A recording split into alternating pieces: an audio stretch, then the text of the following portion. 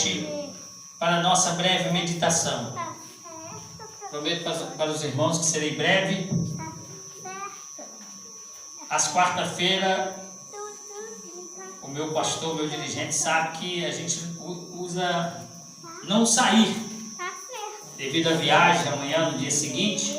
Aí a gente tem algumas coisas para organizar, a gente sai de hoje para amanhã na madrugada. Então, mas hoje eu falei com o meu pastor, olha, vou abrir uma exceção, vou lá atender o convite do pastor Dermes e poder conhecer esse povo maravilhoso, esse povo abençoado, que assim como eu, está lutando para morar no céu com Jesus. 2 Crônicas, capítulo de número 7, será o texto da nossa meditação. Oh, aleluia! Louvado seja o nome do Senhor. 2 Crônicas, capítulo 7, vamos ler alguns versículos da palavra de Deus. Quem localizou o texto sagrado, diga amém, Jesus. Amém. 2 Crônicas, capítulo 7, a partir do versículo 11, que diz assim a palavra de Deus: E assim Salomão acabou a casa do Senhor e a casa do rei, e tudo quanto Salomão intentou fazer na casa do Senhor e na sua casa, prosperamente o efetuou. E o Senhor apareceu de noite a Salomão e disse-lhe: Ouvi a tua oração, e escolhi para mim este lugar para a casa de sacrifício. Se eu cerrar os céus, ou se enviar, e se não houver chuva sobre a terra, ou se ordenar aos gafanhotos que consumam a terra, ou se enviar a peste entre o meu povo, e se o meu povo que se chama pelo meu nome se humilhar e orar e buscar a minha face e se converter dos seus maus caminhos, então ouvirei dos céus, perdoarei os seus pecados e sararei a sua terra. Agora estarão abertos meus olhos e atentos meus ouvidos à oração deste lugar. Amém? Bendito Deus, maravilhoso e eterno Pai. Acabamos de ler a tua palavra, que é fiel, verdadeira e digna de toda a nossa aceitação. Senhor, fala comigo, fala conosco, fala com o teu povo, fala com a tua igreja. Prepara os nossos corações para ouvir e receber com alegria a tua palavra nesta noite. Que a tua palavra possa ir e produzir o resultado para o qual será enviada, em o nome de Jesus. Amém e amém, Jesus. Os irmãos podem assentar e continuar adorando e exaltando o nome santo e poderoso de Jesus. Queridos irmãos, acabamos de ler um texto da palavra de Deus, texto esse bastante familiar, bastante conhecido entre o povo de Deus. A palavra do Senhor diz que assim que Salomão acabou de construir a casa do Senhor e a casa do rei, no caso a sua casa, a Bíblia diz que tudo quanto ele fez na sua casa e na casa do Senhor, Deus abençoou, Deus fez prosperar. E a palavra do Senhor diz que após Salomão terminar a casa do Senhor, o templo que ele edificou ao Senhor, com a ajuda de todo o povo, a Bíblia diz que houve uma grande mobilização. O povo, eles se envolveram naquele projeto, em construir um templo ao Senhor, para que o nome do Senhor ali fosse glorificado. Aleluia. E a Bíblia diz que depois que Salomão terminou de edificar o templo ao Senhor e construir a sua casa, Deus aparece a Salomão à noite e diz a Salomão: ouvi a tua oração e escolhi para mim este lugar para casa de sacrifício. Salomão, ele orou ao Senhor. Quando ele começou a edificar o templo do Senhor, ele orou, imagino eu, para Deus preparar recurso, como Deus preparou, todos nós sabemos. Preparar pessoas para ajudar naquele projeto, Deus preparou. E a Bíblia, como eu já disse, ela vai revelar para mim e revelar para você, nesse texto que acabamos de ler, que tudo quanto ele fez, Deus prosperou, Deus abençoou. E trazendo isso para os nossos dias, aplicando isso na nossa vida, aplicando isso na igreja do Senhor nos dias atuais, tudo quanto a gente fizer para Deus, ou em tentar fazer para o Senhor, se a gente fizer debaixo de oração, na direção, na orientação de Deus, não tem como dar errado, porque a oração, irmãos, ela é... Há um ditado que diz que a oração é a chave da vitória. Biblicamente podemos dizer que a oração é o elo que nos une a Deus. Nada que Deus fez no passado, nada que Deus realizou no passado e nada que Deus realiza ou vai realizar nos dias atuais acontece sem oração. A palavra do Senhor diz que Deus se manifestou a Salomão e disse: ouvi a tua oração. Se Deus ouviu a oração dele, é porque ele tinha orado, tinha clamado ao Senhor. Eu queria perguntar para os irmãos aqui nesta noite, eu tenho certeza qual será a sua resposta. Você tem orado, você tem buscado ao Senhor, talvez em favor de alguém da sua família, para Deus curar, para Deus salvar, para Deus libertar. Talvez você tenha ajudado o seu pastor em oração, ajudado o seu pastor financeiramente, ou seja, você tem se esforçado para se dedicar na obra de Deus, nas coisas de Deus, da forma que Deus gostaria que você se dedicasse. Deus, assim como se agradou do esforço do rei Salomão e daquele povo que se caminhou com ele ombro a ombro e se dedicou naquele projeto tão importante que era de edificar um templo ao Senhor. Deus, ele no momento certo, ele vai se manifestar para você e vai dizer: tenho me agradado do seu esforço, tenho me agradado da sua dedicação, tenho ouvido as suas orações.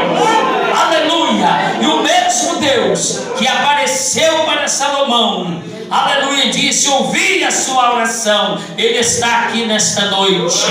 Aleluia! E a Bíblia diz que os ouvidos dele estão atentos ao clamor que se fizer neste lugar. E este lugar não é outro senão a casa do Senhor. Jacó disse: quão terrível é este lugar. Este lugar não é outro senão a casa do Senhor. Quem está sentindo a graça dele, a unção dele, o poder dele aqui nesta noite?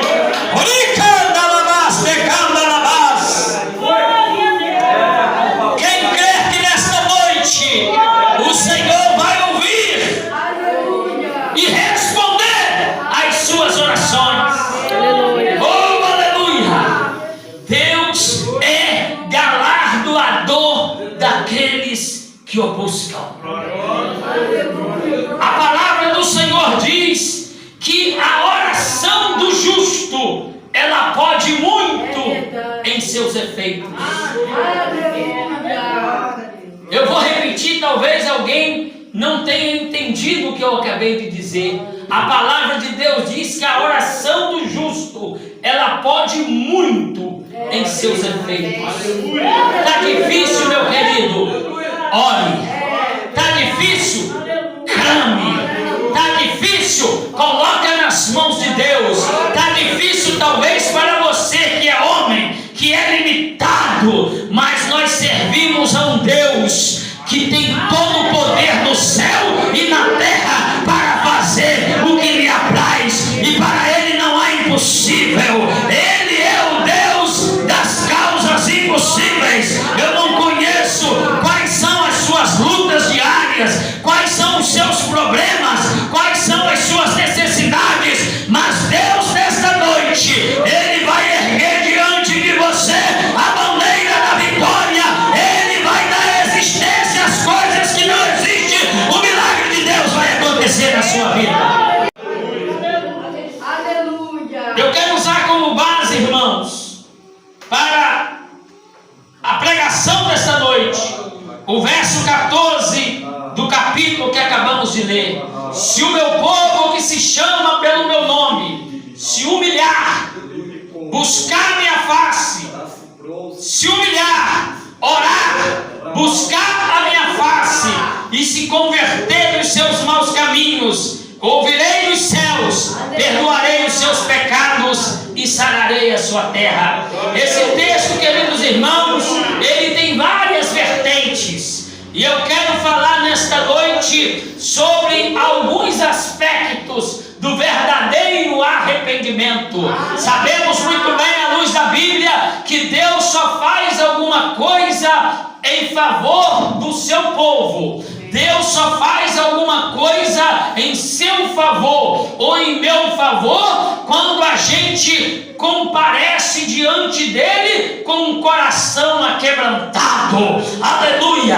Quando a gente, no nosso dia a dia, a gente procura a se humilhar perante ao Deus que fez os céus e a terra. Isso que você entendeu, nós precisamos nos humilhar perante ao Senhor. A palavra do Senhor diz: humilhai-vos debaixo das potentes mãos do Senhor, para que no tempo certo Ele vos exalte. Aleluia! Nós temos observado pessoas mal interpretadas, se humilhando perante homens, perante pessoas que nada podem fazer em seu favor, quando a Bíblia diz que nós precisamos nos humilhar, mas perante o Deus Criador dos céus e da terra. Aleluia! Porque Ele tem poder para nos exaltar. A Bíblia diz que Ele humilha os exaltados, dá graça aos humildes e rejeita os soberbos. Quer ser humilhado por Deus? Ousa se exaltar perante Ele. Mas quando você se humilha perante o Senhor, Ele se coloca de pé no seu trono e libera a bênção, libera a honra, libera a exaltação. Aleluia!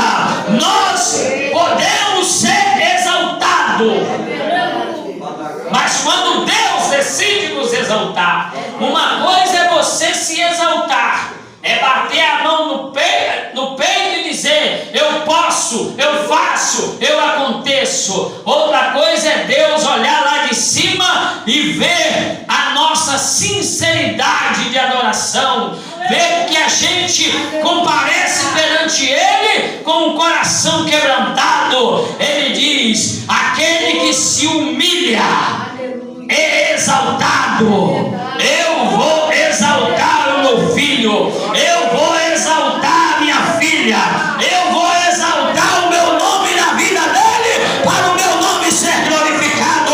Quem crê na honra deste Deus, quem crê na honra desse Deus,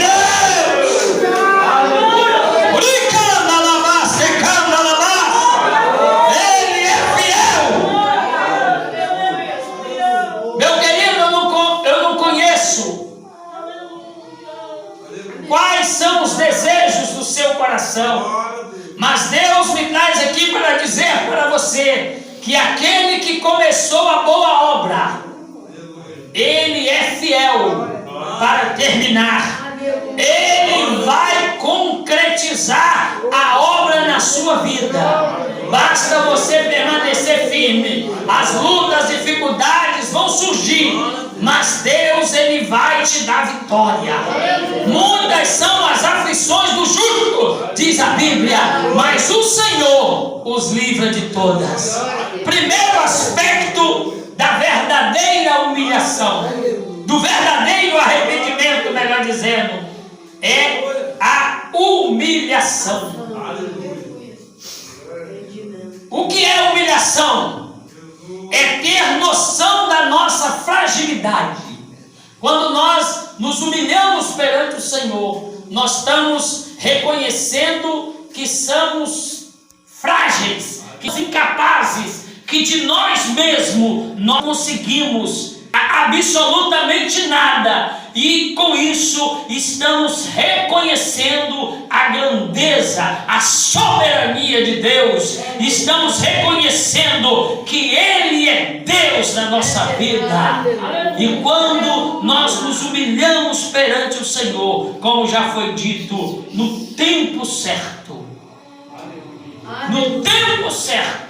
Ele nos exalta. No tempo certo, Ele levanta diante de nós a bandeira da vitória.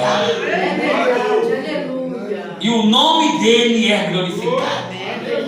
No tempo certo, no tempo de Deus, a Bíblia diz que há debaixo do céu um tempo determinado por Deus para todo propósito.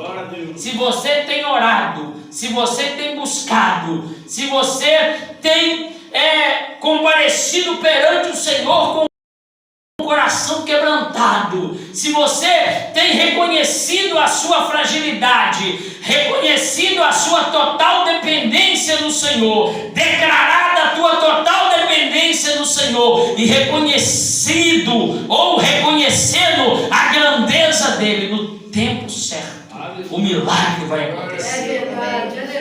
O impossível vai se tornar possível na sua vida, para o nome do Senhor ser glorificado. Segundo aspecto do verdadeiro arrependimento: orar.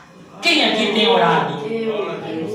A minha irmã no testemunho aqui disse que ela tem orado pelas madrugadas. Se tem uma coisa que levanta o crente, se tem uma coisa que aproxima o homem de Deus, chama-se oração. Independente do horário.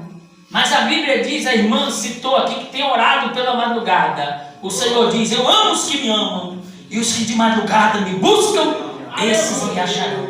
Jeremias 29:13: buscar-me-eis e achar-me-eis quando me buscardes de todo o vosso coração. A proposta de Deus para nós hoje, no presente momento, é que nós vivamos uma vida de constante oração. Como diz 1 Tessalonicenses capítulo 5, versículo 17: precisamos, se possível for, orar sem cessar. Mas irmão, eu não estou entendendo, então eu não vou trabalhar, não vou comer, não vou beber, não vou me cuidar, eu vou viver uma vida de constante oração, orar 24 horas. Quando a Bíblia diz que nós devemos orar sem cessar, a Bíblia não está dizendo que nós temos que orar 24 horas por dia, mas nós podemos orar constantemente, incessantemente. Você está lavando a sua louça, está orando, está falando com Deus. A oração é um diálogo com Deus. Você está dirigindo, você está orando, está falando com Deus. Você está lá cuidando dos seus afazeres, independente do que seja, você está falando com Deus. Chegai-vos a mim, diz o Senhor, e eu chegarei a vós. Oh, louvado seja o nome do Senhor. Jeremias 33:3: clama-me e responder-te-ei, e anunciar-te-ei coisas grandes e firmes, que vós ainda não sabes. Deus quer fazer, Deus pode fazer, mas Ele quer ver uma iniciativa de sua parte e de minha parte. Ele quer ver o teu povo clamando, para nós ganharmos tempo. Terceiro aspecto do verdadeiro arrependimento: precisamos buscar a face do Senhor. Isaías 55:6: buscai ao Senhor enquanto se pode achar, invocai enquanto está perto. É momento de buscarmos ao Senhor, é momento de nos voltarmos para Deus em oração. Buscar ao Senhor enquanto se pode achar. Quem aqui tem feito isso? Levanta a sua mão para o Senhor. Quarto aspecto do verdadeiro arrependimento: se converter dos seus maus caminhos. Precisamos nos converter dos nossos maus caminhos. Quando nós nos preocupamos em se converter dos nossos maus caminhos, tudo aquilo que se aproxima de nós, para tentar nos apartar da simplicidade que é em Cristo Jesus, vai perdendo força, e nós vamos nos aproximando cada vez mais de Deus. A nossa intimidade com Deus, ela vai crescendo dia após dia. Nós estamos nos distanciando dos nossos maus caminhos, daquilo que surge para tentar impedir a nossa comunhão, o nosso progresso espiritual. Quando nós estamos com esta preocupação de se converter dos nossos maus caminhos, nós estamos nos aproximando daquilo que é agradável, daquilo que é bom, daquilo que que glorifica o nome de Jesus.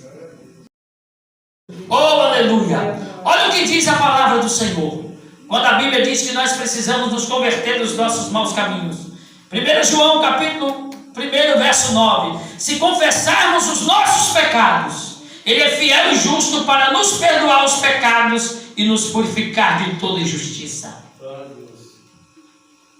Se converter nos maus caminhos nada mais é largar tudo aquilo, como eu já citei, que atrapalha a nossa comunhão com Deus, o nosso crescimento espiritual.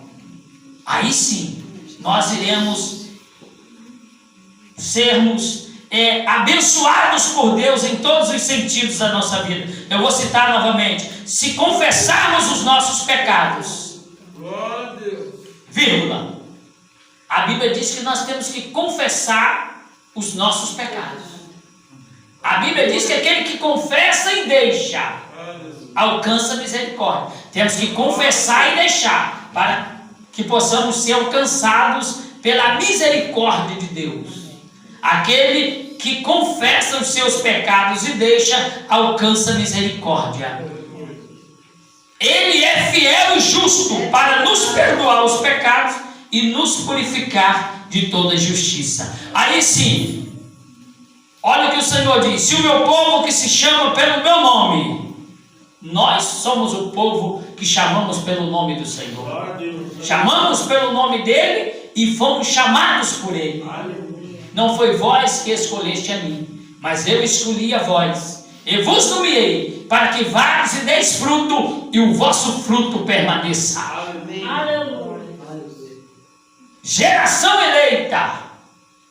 Nós somos chamados de geração eleita, sacerdócio real, povo adquirido, para anunciar as virtudes daquele que nos chamou das trevas, de onde nós viemos, para a sua maravilhosa luz.